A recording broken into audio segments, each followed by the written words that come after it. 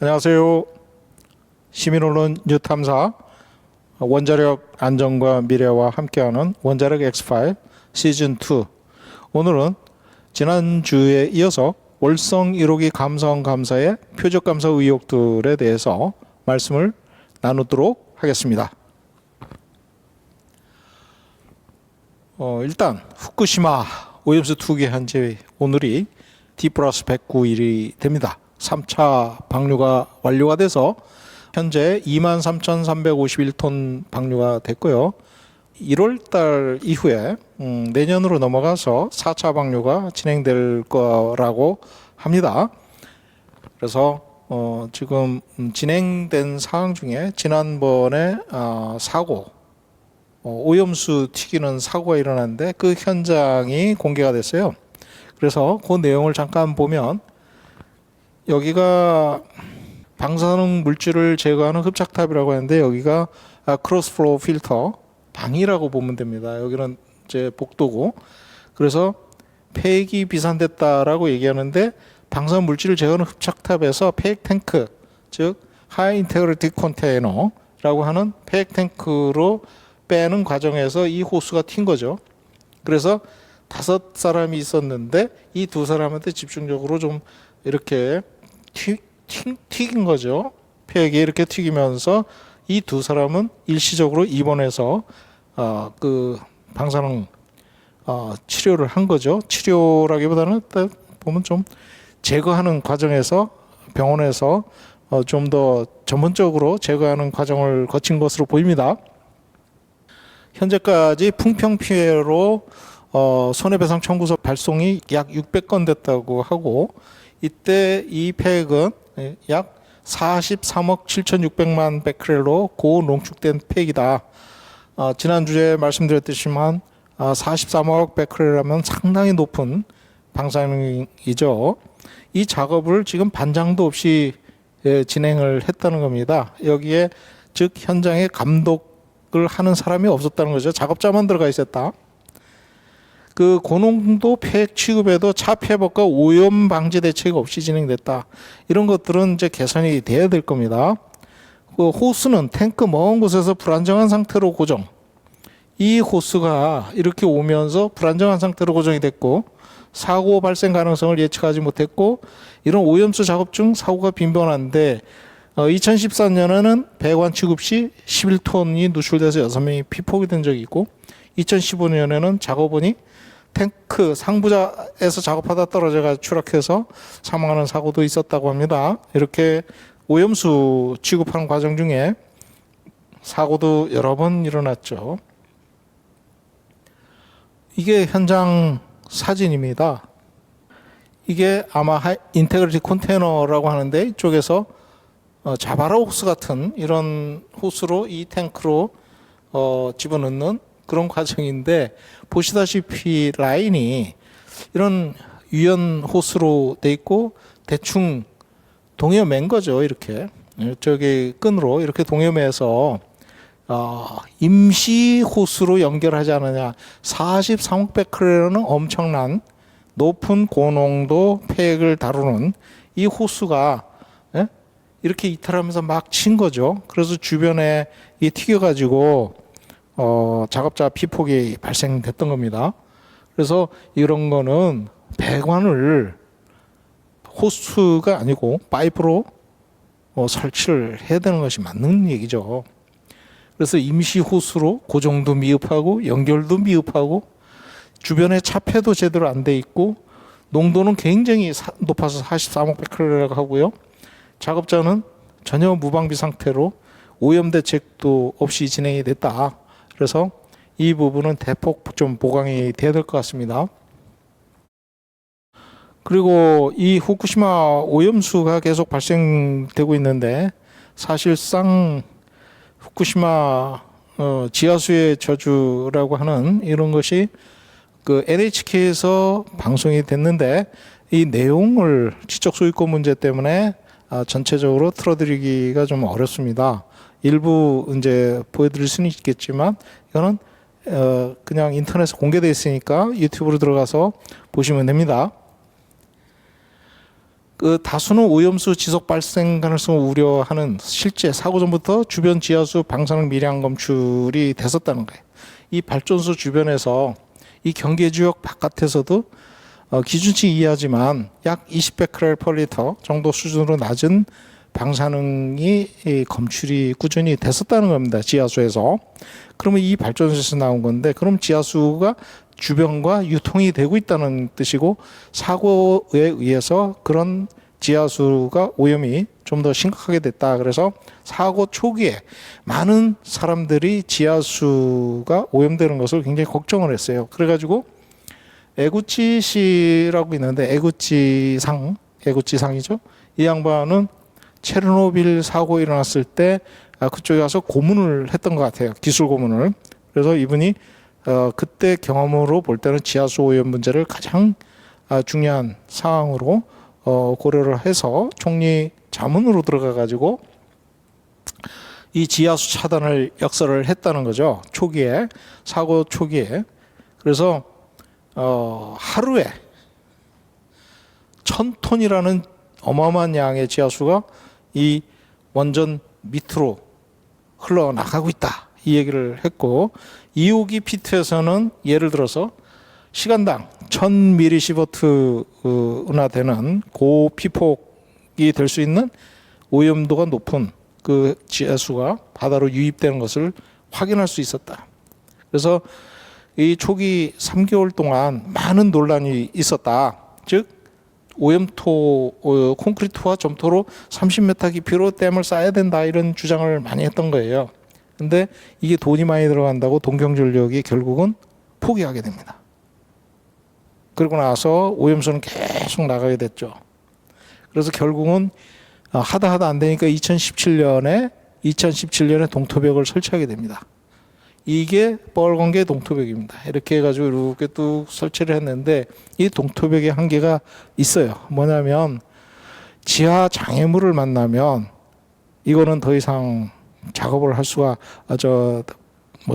차단을 하는 기능이 약화됩니다. 그래서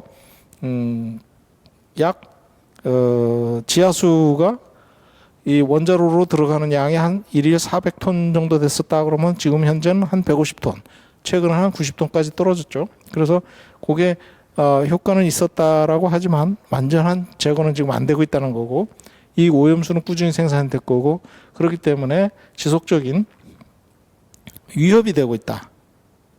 우리는 여기서 이제 판단을 할 중요한 사항이 있는 거죠.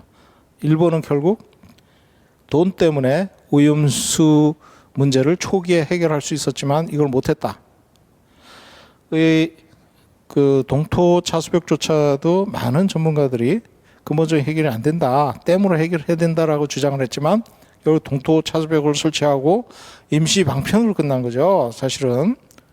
예, 그래서 완벽한 조치가 되고 있지 않다는 거고, 저희 원자력 안전과 미래에서 중요한 또 제보라고 할 수 또 있는데, 일본의 이 지하 거동 문제를 집중적으로 공부를 하셔가지고 저희한테 알려주신 분이 계세요. 그래서 그 내용을 정리해서 다음 주 수요일 날 지금 예정으로 방송 예정으로 있습니다.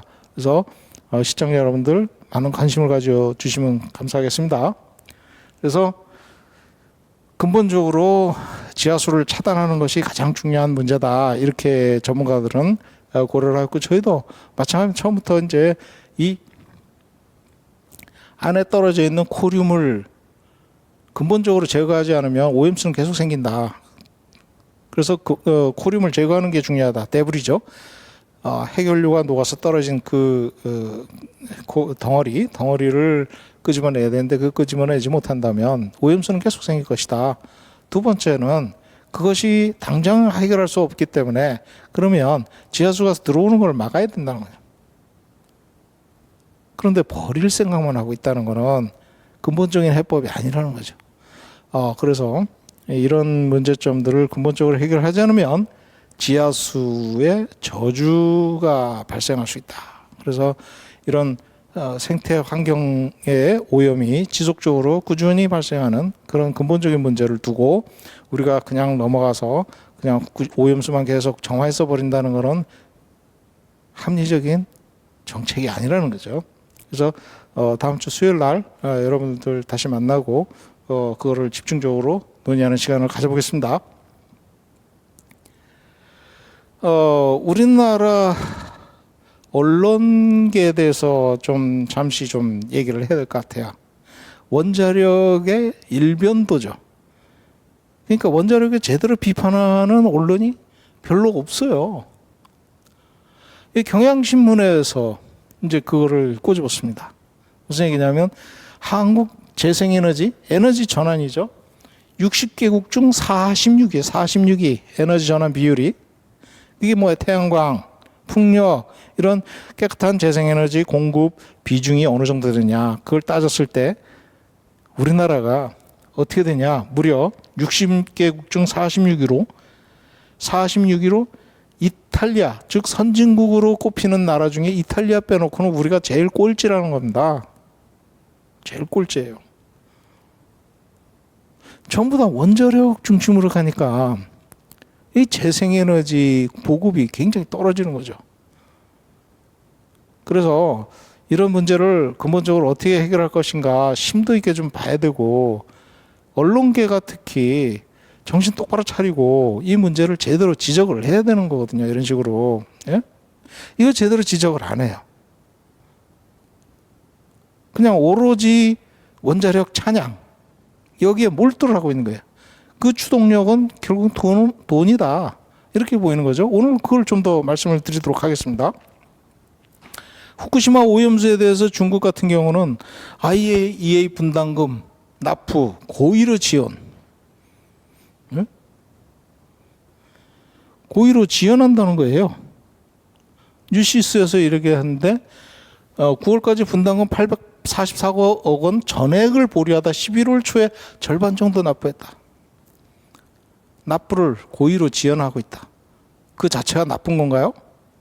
오염수 관련 압박을 하는 이건 굉장히 잘하는 거죠. 우리나라도 이렇게 해야 되는 겁니다. 물론 중국이 전 세계 2위로 분담금 제일 많이 내는 미국 다음으로 많이 내는 나라고 3위가 일본이지만 우리나라도 뭐 많이 내죠. 우리나라도. 그래서 이런 분담금을 뭐 전 세계 한 10위에서 20위권 정도 되는 걸로 알고 있는데 이 정도로 납입을 우리나라도 강력한 항의 표시를 좀 하긴 해야 됩니다. 과방위 국회의원 여러분 이런 거 컨트롤 좀 해 주시기 바랍니다. 그래서 일본이 의도적으로 오염수를 바다에 버리는 문제는 이거는 심각한 국제 환경을 해치는 핵으로 해치는 그런 오염을 시키는 그런 문제이기 때문에 반드시 뭔가 액션을 취해야 되는데 무조건 IAEA 칭송하고 찬송하고 그쪽에서 나오는 보고서가 무조건 믿어야 된다 이런 얘기는 아니라는 거죠. 그래서 우리나라는 언론들이 특히 오매불망 원전 특히 보시면 김영국 별 스토리 해가지고 2050년 탄소 중립하려면 원전 비중을 40-50% 늘려야 된다. 이거를 받아 적었어요. 이거를 누가 썼냐? 서울대 원자력 정책센터 책임연구원이 썼어요. 책임연구원. 이분이 서울대 정책센터라고 하지만 한수원 직원이었어요. 한수원 직원. 그 여기서 서울대라고 해가지고 쓰면 그게 가장 중립적인 의미를 갖고 있는 건가요? 그냥 무조건 받아 적는 거예요. 무조건. 그래서 뭐 가장 최적 아니라는 것이다. 이렇게 얘기하고 최근에 SMR 스몰 모듈 원전 소형 모듈 원전 사태가 심상치 않게 돌아가니까 이게 문제가 있다는 심상치 않은 문제로 돌아가니까 이제 이런 얘기들이 계속 나오는 거죠. 즉 해외 수출 안 되고 SMR도 개발이 제대로 안 되니까 국내 원전을 짓자 이런 쪽으로 자꾸 돌아가는 거예요. 폐기물은 어떻게 하려고요? 폐기물. 이 좁은 땅에서 사용해결료 그다음에 중저진 폐기물 엄청 나오는데 그거 어떻게 처분할 거냐고. 그거에 대한 대책 있나요? 제대로 없어요. 근데 진짜 이 양반은 서울대 정책센터 책임 연구원이지만 한수원에서 퇴직을 한 분인데 이분은 건설 쪽으로 프로포절 하던 사람이에요. 해외 원전 수출한다고 프로포절 써서 제출하던 사람이에요. 그러니까 건설 빨리 하자. 저한테도 돈 주면 이런 거 얼마든지 써줄 수 있죠. 그죠? 근데 양심이 이제 좀 문제죠. 사실은. APR 1300 키우자. 이분도 한수원 부사장 출신이에요. 이런 분들이 퇴직한 분들이 나와서 열심히 얘기하는 거예요. 이거 전부 다 원자력계 퇴직한 분들의 이분이 한 분이 이제 그 동아일보 출신인데 지금 현재 명지대 교수로 가 있다고 해요.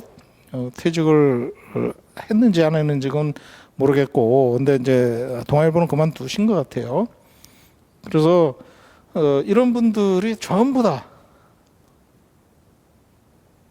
비즈니스 때문에 이건 사업자거든요. 네? 사업자거든요. 전부 사업자들이 모여가지고 굉장히 객관적인 것처럼 얘기를 해요. 응? 원자력에 사업을 하는 사람들이 원전을 계속 건설해야 먹고 사는 사람들이 이렇게 모여가지고 계속 얘기를 하는 거예요. 그러면 에너지 전환 이거는 하지 말자는 얘기잖아요. 지금 원전 비중만 계속 늘리면 된다. 우리는 우리 사업만 하면 된다. 거기는 거기 사람 알아서 해라. 하지만 현재 윤석열 정부는 재생에너지 예산을 확 잘랐죠. 그래서 여기에 있는 분들이 전부 다 원자력을 칭송하는 사람들입니다. 칭송. 응? 그런 사람들끼리 모여가지고 산업정책 세미나를 한다고 그러는데 무슨 제안을 할 게 있냐. 계속 짓자. 이게 유일한 거예요. 짓기 위해서 합리화하는 그런 거를 한수원에서 돈을 받고 해요. 예? 서울대 원자력 정책센터 이거 한수원에서 돈 받고 하는 센터입니다. 이게 무슨 뭐 학교라고 하지만 예? 진짜 중립성이나 공공성이나 객관성을 갖고 있지 않은 정책센터라고 하지만 원자력을 추진하자 이쪽이에요. 그럼 이런 거는 당연히 나오는 거죠. 당연히 수단 방법 안 가리고 무조건 짓자. 40%에서 50%로 늘려야 된다. 원전 몇 개 더 짓자 이 얘기예요. 결국은. 왜? 원전 건설업계가 좀 더 먹고 살아야 되니까. 그럼 이거 한번 지는데 막 10조 이렇게 들어가잖아요. 그 빵빠레 한번 하자. 돈잔치 한번 하자. 그거 아닌가요? 지금 원전이요. 추석 때 전부 다 가동 안 들어갔어요. 분야별로 설비가 너무 과잉돼 가지고 지금도 설비가 과잉돼서 100% 가동을 못했습니다. 원전은 기저전력 부하를 담당하기 때문에 웬만하면 100% 가동하는데 추석 때 그것도 줄였어요. 파워를. 근데 뭘 또 줘요? 하여간 건설에서 먹고 사는 사람들이 이렇게 건설하자 이런 식으로 가는 겁니다. 그리고 신문에서는 열심히 받아 적은 거예요. 그런 거 또 막 내보내고 기사를. 그래서 언론이 진짜 객관성을 갖고 해줘야 되는데 우리나라 언론이 완전히 그냥 뭐 보십시오. 미디어오늘 기사인데요. 조선, 동아, 문화일보가 윤석열 취임 후 정부 광고 대폭 증가했다는 거 아닙니까? 이쪽이 대표적인 원전 칭송 언론이죠. 조선일보 주요 광고주는 이제 그 한수원 약 3억 8,221만 원, 한국전력 3억, 그러니까 한수원 3억, 한국전력 3억, 경상북도 2억, 그러니까 332, 그러니까 얼마예요? 9억, 10억 가까이. 윤석열 정부 들어서고 나서 원전 분야에 상당한 9억 중에 상당한 양이 원자력 쪽을 하는 거 아니냐 이런 얘기가 들어가고요. 문화일보도 한수원으로부터 1억 6천, 7천 정도 받았다 이렇게 얘기를 하고 있고, 문화일보가 또 아주 열심히 원자력을 기사를 내주고 있어요. 그래서 이런 것들이 대폭적으로 증가가 되는데, 단비 소리뉴스라는 세명대학에서 운영하는 학생들이 이제 자체적으로 신문방송학과 이쪽 학생들이 자발적으로 스터디를 하면서 기사를 쓰는 건데, 우리나라 언론에 대한 평가를 한 거예요. 광고 협찬 대가로 원자력 발전을 옹호하고 있다라고 직접적으로 기획 기사를 냈어요. 여러분도 한번 관심 있으면 들어가서 보십시오. 내용이 상당히 아주 폭넓게 많은 조사를 했어요. 물론 최근 것도 있지만 대부분 박근혜 정부 또는 그 이후에 있던 그 내용들을 중심으로 2012년, 2014년 요 정도 국내 건설 중인 방사선 폐기물의 안전성을 부각시키거나 안전성을 부각시키는 기획 기사를 써요. 그 다음에 반핵 여론을 가라앉히기 위해서 수용성 대책, 방사선이 일상적인 존재라는 것을 주지시키라는 강조. 이거를 일본이 한때 원자력 홍보를 할 때 이런 식으로 했거든요. 그거를 그대로 본따가고 있다. 그리고 갑자기 한수원 초청 취재한 다음에는 바로 수명 연장 찬성 기사를 엄청나게 내고 있다는. 수명 연장 이거 해야 된다. 에? 왜? 한수원이 초청을 해서 가가지고 취재를 했어요. 그 다음에는 수명 연장 엄청 기사들이 나오는 거예요. 그게 뭐예요? 정기요금 떼가지고 원전 홍보비로 쓰고 있다. 거기에는 방송 제작 협찬도 있어요. 협찬 비용. 방송 제작하는데 돈을 지급하는 거예요. 언론사에 한수원을 직접, 원전을 직접 이렇게 홍보하는 비용도 있지만 광고 제작하는데 아예 들어가서 협찬을 하고 있다. 그 언론도 또 마찬가지예요. 공공기관을 완전히 노다지로 보고 있어요. 원자력 공공기관을 노다지로 보고. 동아일보가 2010년 7월에 중앙대학교 정모 교수의 칼럼 신고리 안전성 논란 사고관리 계획으로 풀어야 된다라고 실었어요. 동아일보가 교수의 그 기고문을 받아서 실었으면 동아일보가 그 교수한테 이것 좀 내주십시오 했으니까 기고문을 냈다. 그래서 비용을 주는 게 맞죠. 원고를 주는 게 맞는데 그 교수는 받은 건 하나도 없고 한수원으로부터 동아일보가 받았어요. 동아일보가 이 기사를 냈다고. 그거를 국감장에서 이제 홍 의원께서 이 문제를 지적을 한 거예요. 근데 이 기사 냈다고 한수원으로부터 동아일보가 1,000만 원을 받았어요. 1,000만 원을. 그러면 이 기사는 누가 낸 거냐? 이 중앙대학교 정모 교수인데 이분은 핵공학 전공하신 분이거든요. 이분이 핵공학 전공하고 핵 문제를 가르쳐요. 핵 설계 이런 거. 그런 거를 하는 분이 당연히 원자력의 문제를 안전성 논란을 사고할 계획으로 풀어야 된다. 이렇게 하면서 어떤 해법을 제시하는 그런 논문이 기고문이지만 이것은 결국은 원전을 짓고 계속 가동하고 수명 연장을 하자 이런 뜻이거든요. 그래서 사고 관리 계획으로 풀어야 되는데 그걸 제대로 해야 된다. 저희는 주장을 하는 거고 이거는 한번 계속 앞으로 수명 연장 우리가 감시를 하면서 들여다보겠습니다.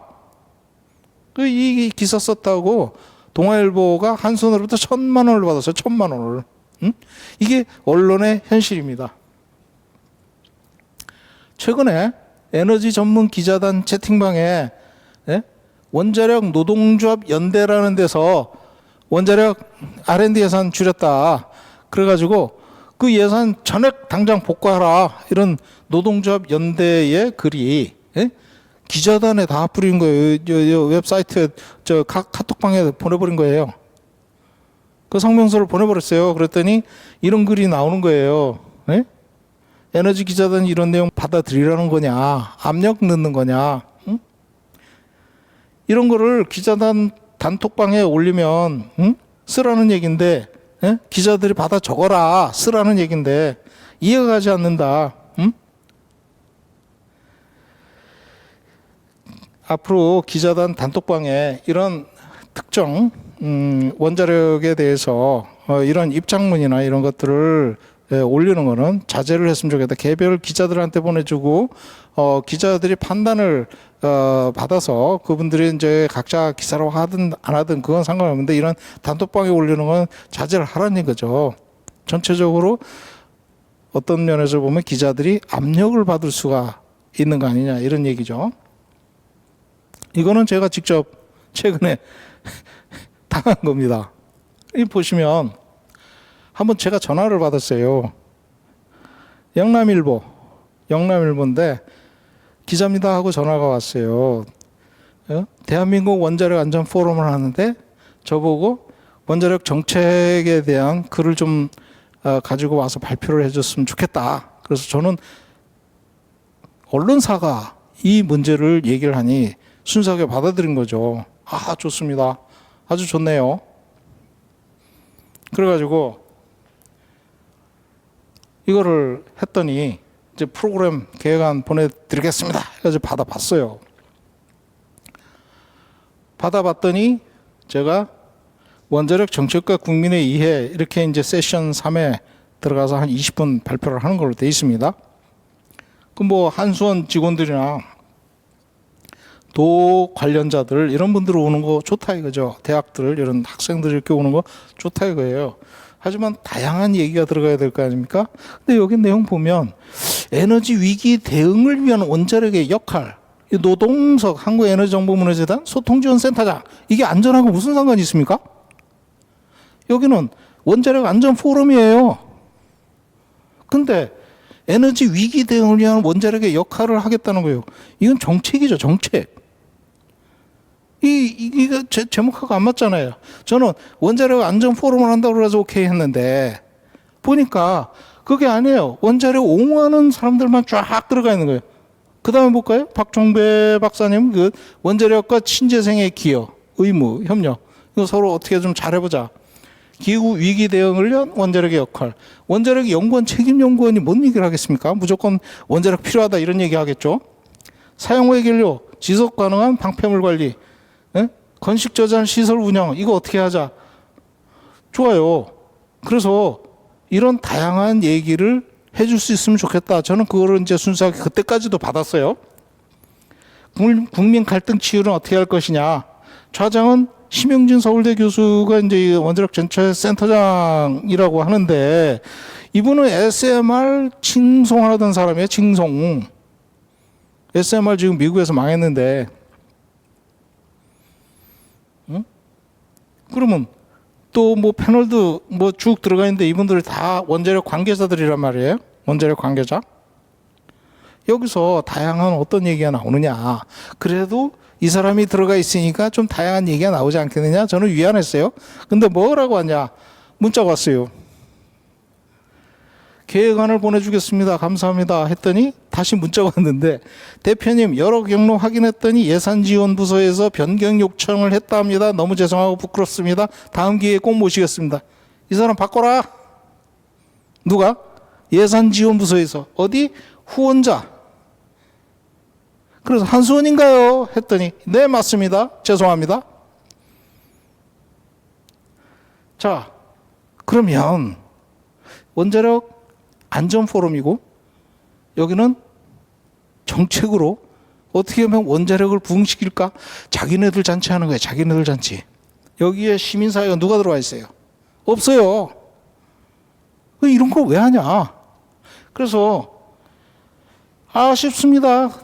언론에서 이런 거 하지 마라. 응? 알겠습니다. 저는 얘기하고 언론사에서 이런 거 하지 마라. 이런 거 돈 받고 이런 거 하지 마라. 얘기한 거예요. 그랬더니 기자님은 또 정신은 제대로 있어요. 네, 맞습니다. 죄송합니다. 이걸 보면서 어떤 생각을 했냐면 저는 한수원하고 거래가 없어요. 응? 왜 없냐? 독립성을 견제하기 위해서 한수원하고는 절대로 제가 거래가 없습니다. 그래서 언론사에서 요청했기 때문에 제가 오케이를 한 건데 언론사 후원자로 한수원이 숨어 있었던 거예요. 그래도 좀 더 언론사가 주관하니까 다양한 얘기가 들어가서 원자력계가 좀 바뀔 수 있기를 바랐던 거죠. 근데 아웃, 딴 사람으로 교체. 뭐 말을 잘 듣는 사람들만 이렇게 하고 있고, 하다못해 영남일보는 영남권에서 굉장히 오래됐고 관록도 있고 이력도 굉장히 역사가 있는 그런 신문임에도 불구하고 한순이 돈으로 그냥 마음대로 해버리는 거예요. 응? 이게 뭡니까 이게 도대체. 이게 안전포럼이 맞아요? 이런 거 왜 하냐? 에? 그것도 한수원 공공기관이에요. 한수원이 원자력 안전포럼을 한다면서 이런 거 해야 되나요? 응? 제가 한수원 돈 받자고 한 것도 아닌데, 에? 멋대로 바꾸잖아요, 멋대로. 그러면 언론사가 이런 걸 왜 하냐고. 진짜 답답하더라니까요. 저는 원자력 안전과 미래의 대표로서 우리나라 원자력계에 이런 한쪽 방향으로만 치닫는 그런 문제점들을 좀 다양한 목소리가 나올 수 있도록 계속해서 시청자 여러분들과 함께 시간을 갖고 있는 거 아닙니까? 원자력계는 안 바뀐다. 절대로 안 바뀐다. 그냥 그들만의 리그고 그들만의 세상인 거예요. 네? 진짜 답답하죠. 그래서 저희는 뭐 여러 가지 여건이 그렇게 간단하고 또 쉽고 그렇게 해결할 수 있는 그런 것들은 아니지만 환경이 여건이 그렇게 우호적이지도 않고 유리한 것도 없고 하지만 꾸준히 지금까지 시청자 여러분들만 믿고 지금까지 꾹 해왔습니다. 여러분들 앞으로도 시청자 여러분들만 보고 계속 가보겠습니다. 자, 이제 2부 월성원전 1호기 연구정지에서 감성감사의 문제점입니다. 이게 감성감사가 일방적으로 표적감사가 아니냐는 그런 의혹이 있었는데 그 결정적인 근거, 증거 이런 것들을 집중적으로 말씀을 드려보겠습니다. 2018년 6월 15일 한수원은 월성 1호기 조기 폐쇄를 이사회에서 의결합니다. 그래서 그 다음에 2월에 원안위에 월성 1호기 연구정지 운영 변경 허가를 요청을 했고 그 12월에 원안위는 연구정지 승인합니다. 이제 이로써 원안위랑 그 한수원과의 어떤 법리적인 다툼, 월성 1호기 연구정지 수명 연장 취소 소송을 했던 시민단체와도 이렇게 해서 끝납니다. 2심 판결에서 영구정지 되었으므로 각하를 시킵니다. 영구정지 되었잖아요. 이제 이사회에서 결정을 하니까. 하지만 국회에서 상임위에서 월성 1호기 영구정지에 대한 감사를 요청을 합니다. 이건 뭐 여야 합의이기 때문에 그 당시에 민주당과 국힘당, 지금의 국힘당이죠. 같이 합의를 한 거죠. 2019년 10월에. 그래서 감사가 시작이 됐던 거죠. 그 내용을 오늘 집중적으로 또 말씀을 나눠보겠습니다. 수명 연장 안전에 전혀 문제 없다는 거예요. 원자력안전위원회 입장이죠. 왜? 이거 문제 있다 그러면 그 승인 내준 자기네들 목에 칼이 들어오는 거 아니에요. 다시 말씀드리면 수명 연장 취소 소송에 적극적으로 변론하고 대응합니다. 사생결단이에요. 무슨 얘기냐? 조직 방어에 들어간 거죠. 조직 방어. 안전, 국민의 안전보다도 자기네 스스로의 조직 방어에 들어간 거예요. 이거를 문재인 정부에서 제대로 해결을 하지 못했다. 네? 스스로 문제 있다라고 반성하도록 감사원감사에서 이거를 제대로 봤어야 되는 거죠. 근데 이거 안 봤어요. 자, 시민사회는 에너지 전환, 원전 점진 축소, 즉 탈원전에다가 원자력을 점진적으로 2080년까지 축소하겠다, 이런 정책으로 이제 갔죠. 산업통상자원부는 수명 연장에 원안위가 적극적으로 도와줬으니 수명 연장 안전성에 문제가 없다는 원안위의 결정에 또는 입장에 이게 뭐라 할 수 없는 게 소송도 걸려 있고, 그러니까 경제성 평가로 추진하자. 즉 연구 정지를 추진하기 위해서는 경제성 평가로 가자. 즉 안전성과 국민 수용성, 그다음에 경제성 평가, 이런 걸 감안한 경제성 평가로 가보자 해서 연구 정지 결정을 경제성 평가로 추진을 하게 됩니다. 하지만 학계 산업계는 원자력 학계를 얘기하는 거예요. 수명 연장 문제 없다. 7천억 원 투입한 거 연구 정지를 하려면 수명 연장을 위해서 7천억 원 투입한 거 배상해야 된다. 이렇게 팽팽하게 맞서게 됐던 거죠. 다시 말씀드리면 수명 연장하는데 안전성에 전혀 문제 없는데 왜 연구 정지하냐. 그러니까 7천억 원 투입한 거 배상해라, 연구 정지하려면. 이게 이제 문제가 걸리는 거예요. 여기서. 근본적인 원인은 여기에 있었다. 부실 수명 연장을 승인을 했지만 스스로가 자기 방어를 위해서 수명 연장 안전에 전혀 문제 없다, 강력하게 대응하는 거예요. 부실 수명 연장 아니다. 정말 그런 거예요.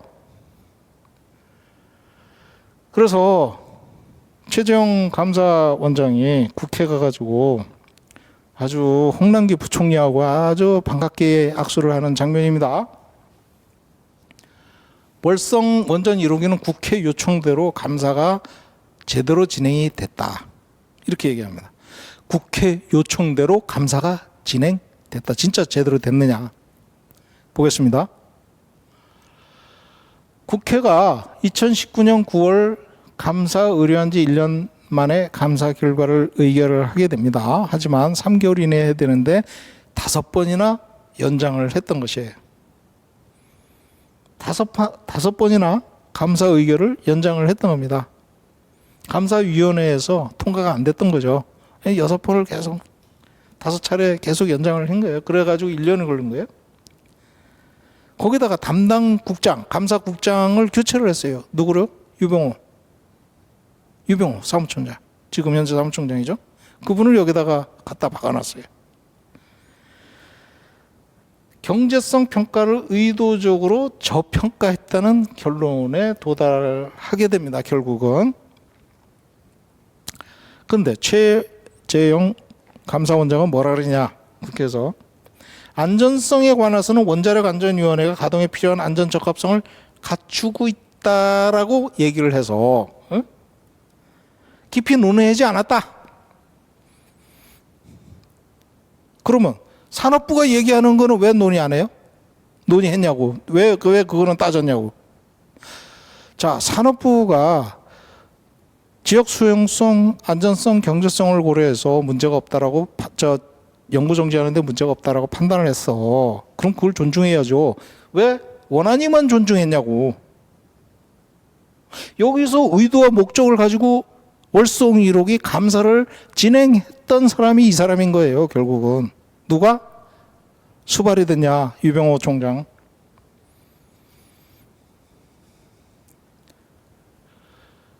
조선일보에서 난리가 난 거예요. 월성 1호기 조작 폐쇄됐다.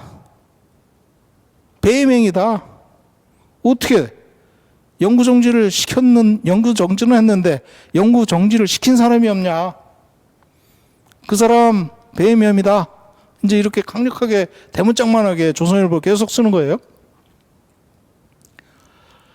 한수원이 이제 월성 1호기 2년 반 더 가동한다는 공감대를 갖고 있었지만 문재인 대통령이 1호기는 언제 폐로를 결정하냐라고 물어봤다고 2년 반 뭐 계속 가동을 보고해 온 과장한테 너 죽을래 이러면서 강압적으로 협박을 하면서 경제성 평가를 조작하도록 강요했다라고 기사를 써요.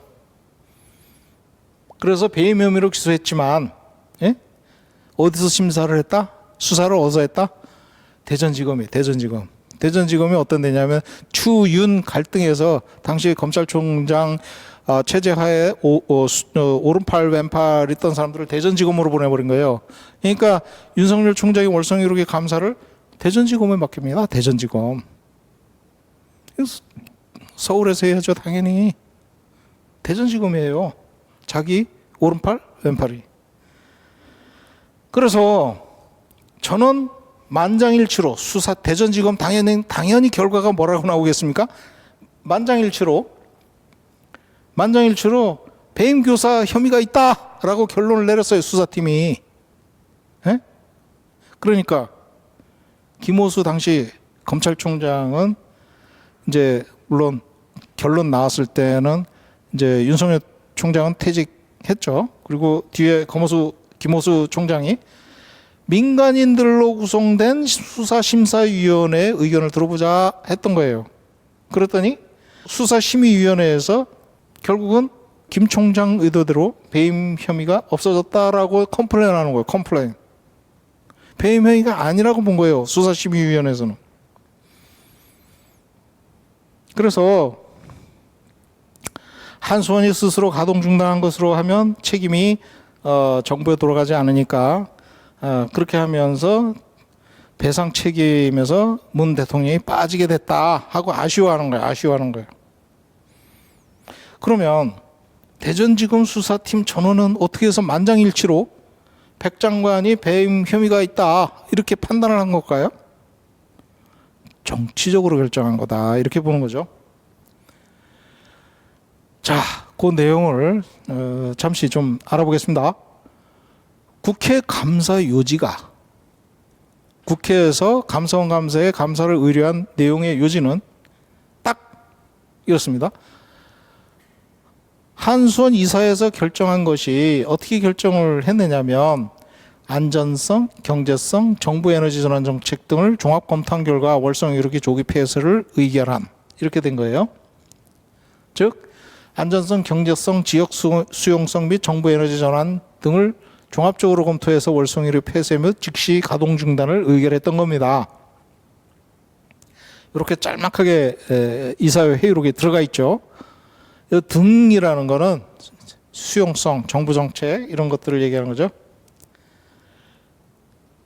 이거를 2018년에 이런 결정을 내렸지만 이거에 대해서 당시 국힘당이죠. 국힘당이 적극적으로 이거 감사 의뢰해야 된다 이렇게 해가지고 합의를 해서 감사를 들어가게 됐는데 그 감사 요지는 뭐냐? 월성 1호기 조기 폐쇄 결정의 타당성이에요.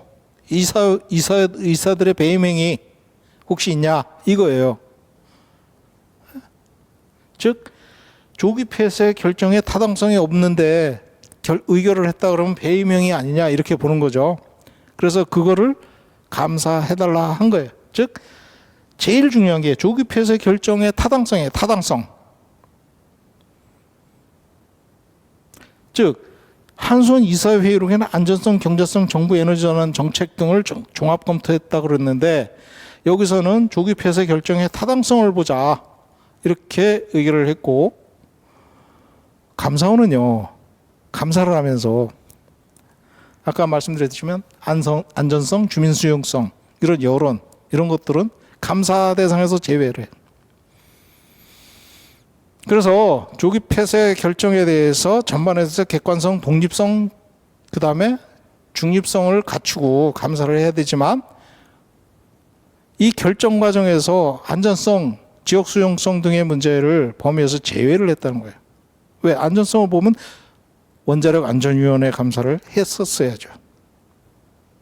부실 수명 연장이 거기서 출발한 건데 원자력 안전위원회를 감사를 안 한 거예요. 이거는 감사원이 배임 행위를 한 거 아니냐 이렇게밖에 볼 수가 없는 겁니다. 원안위가 문제 없다라고 했다고 그걸 그대로 수용했어요. 그럼 왜 감사를 합니까? 산업부만 감사했잖아요. 그러니까 표적 감사가 된 겁니다. 이게. 그 월성 1호기 즉시 가동 중단 결정의 과정에서 경제성 평가의 적정성 위주로 점검했고 안전성, 지역 수용성 등의 문제는 이번 감사의 범위에서 제외하였다. 이 말이 됩니까? 이거는 왜 제외를 하냐고. 네? 이 제외하니까 어떤 문제가 있냐면 경제성만 평가한 것은 수명 연장이 적법하고 적법했다라는 걸 전제로 하는 거예요. 안전하다는 것이 전제로 된 거예요. 그러니까 부당한 감사죠.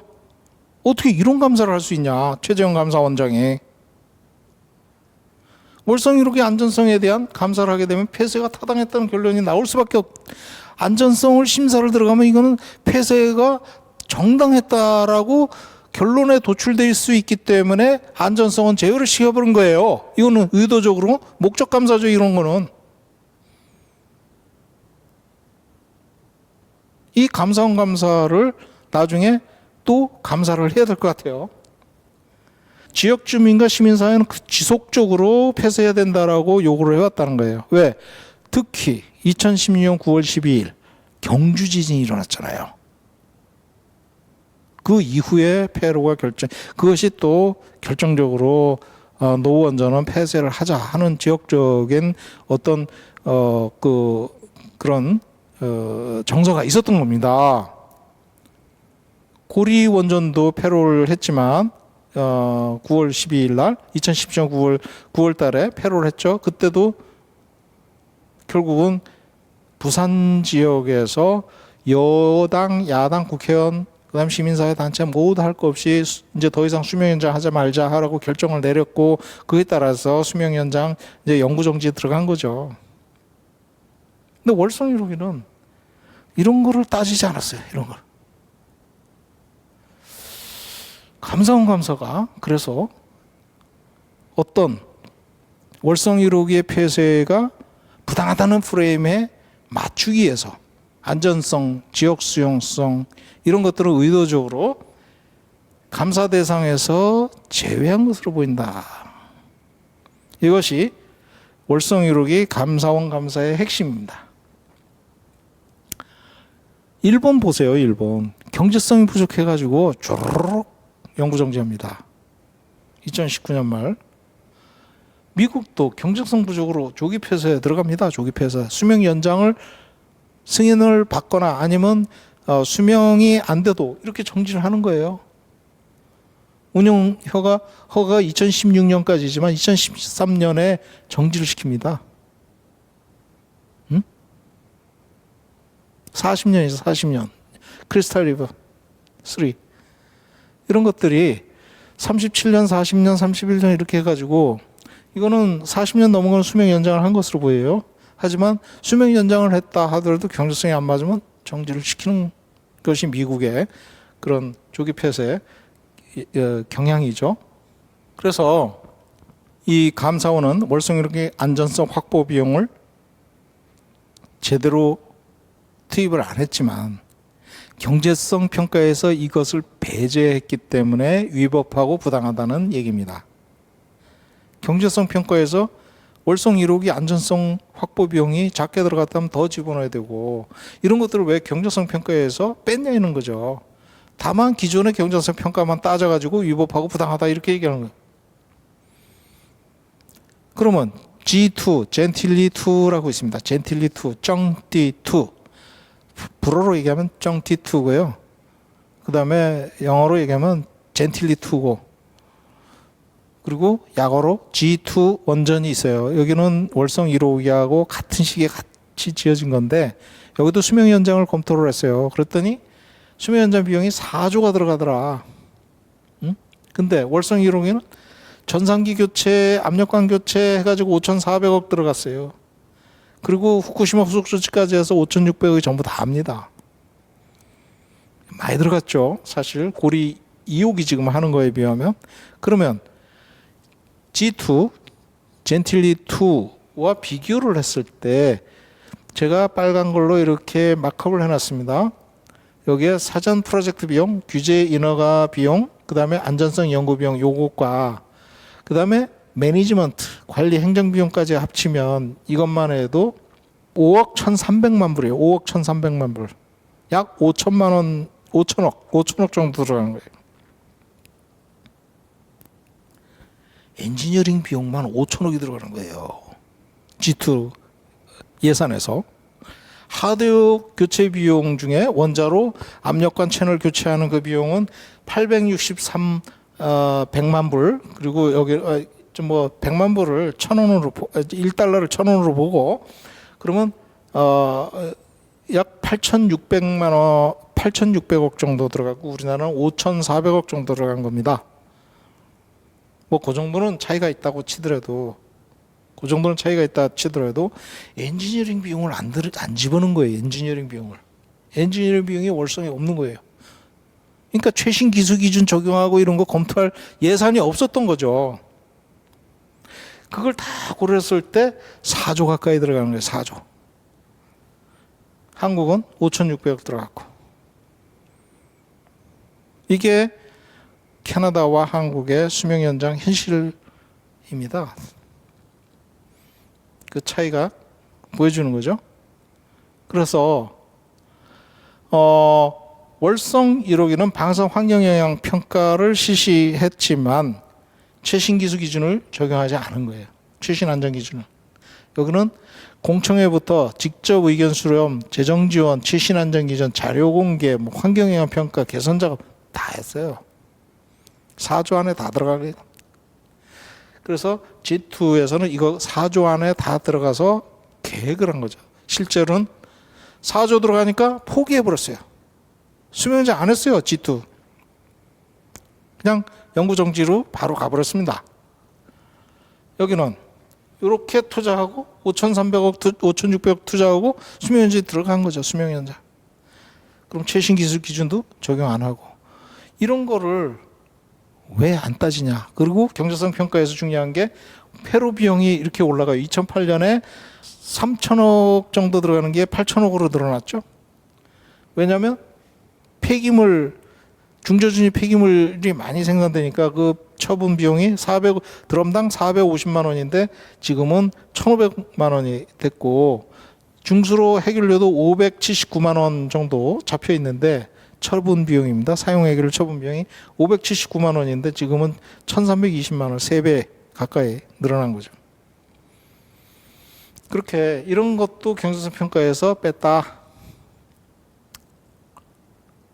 그래서 중요한 거는 사회적 비용과 편익을 고려하지 않은 경제성 평가는 의미가 없다는 원자력에 특히 환경 문제가 중요한 원자력 분야에서는 사회적 비용과 편익을 빼면 경제성 평가가 제대로 된 것이 아니다는 거죠. 그렇지만 감사원은 인건비와 수선비 항목을 중점적으로 점검했다는 거예요. 사회적 비용을 빼버리니까 쌀 수밖에 없는 거죠. 응? 그러니까 수익이 나온다라고 판단할 수밖에 없는 거죠. 월성 1호기가. 원전 사회적 비용, 고위험 비용, 처분 비용, 입지 갈등 비용, 사회적 비용을 전혀 고려하지 않았다는 거. 이게 월성 1호기의 문제인데 국회에서도 이 문제를 집중적으로 제기합니다. 그래서 송갑서 의원께서는 2009년 이전 한수원 선투자가 왜곡되었었는데 이걸 경제성 평가에서 왜 따지지 않았느냐. 감사원은 회계적 관점의 경제성 평가라는 지엽적 부분만 집중적으로 따졌다. 배은규 장관 똑같이 얘기합니다. 2009년 한수원이 월성 1호 수명연장 신청에 대규모 선투자한 것을 통해서 경제성 평가가 왜곡됐는데 이거 따져야 된다. 또 성인모 당시의 산업부 장관은 월성 1호기 방사선 폐기물에 대해서 이용률이 적고 잦은 고장이 일어나고 내진 성능 안전성 결여 이런 것들을 종합적으로 검토해야 되는데 감사에서 제대로 안 따졌다는 겁니다. 이런 얘기가 나올 수밖에 없죠. 그런데 고리 1호기가 연구 정지됐는데 그건 조용해요. 왜? 1,800억에서 3,260억 원의 경제성이 있다라고 분석됐음에도 영구 정지됐습니다. 근데 그거는 건드리질 않아요. 응? 전혀 이거는 따지질 않습니다. 그래서 최재형 감사원장이 결론을 정해놓고 강압적으로 감사에서 조사를 했다. 그래서 감사에 대한 공익감사 청구를 들어가게 됩니다. 이때 결론에 끼운 감사를 했다. 맞춘 결론을 정해놓고, 응? 그리고 감사원이 피조사자들을 대상으로 모욕과 협박, 진실강요, 인권 침해 위법을 저질렀다. 실제 사례들이 나옵니다. 증언도 나왔고요. 80% 최재형 감사원장이 친원전 발언을 합니다. 4월 15일 총선 직전 3일 연속으로 감사위원을 소집해서 직권심리를 들어가서 회의 발언에서 80% 친원전 발언을 하고 대통령 선거 지지율까지 들먹거렸어요. 지지율까지. 감사원 감사하는데 무슨 대통령 지지율이 들어가요. 응? 그래서 월성 1호기 조기 폐쇄가 부당하다.